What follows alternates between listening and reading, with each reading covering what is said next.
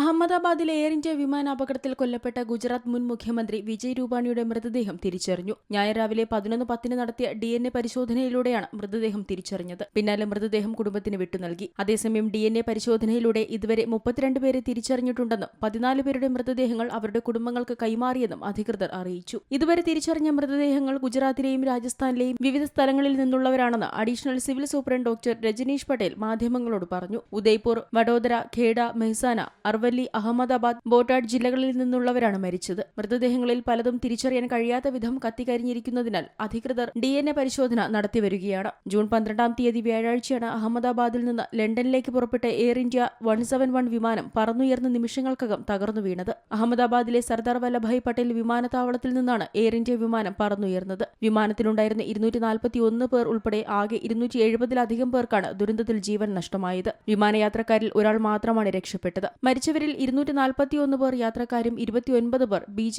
Medical കോളേജിലെ വിദ്യാർത്ഥികളും സമീപവാസികളുമാണ്. National desk, Zee Malayalam news. ഏറ്റവും പുതിയ വാർത്തകളും വിശേഷങ്ങളും വിരൽത്തുമ്പിലറിയാൻ സീ മലയാളം ന്യൂസ് എല്ലാ ഡിജിറ്റൽ പ്ലാറ്റ്ഫോമുകളിലും ലഭ്യം.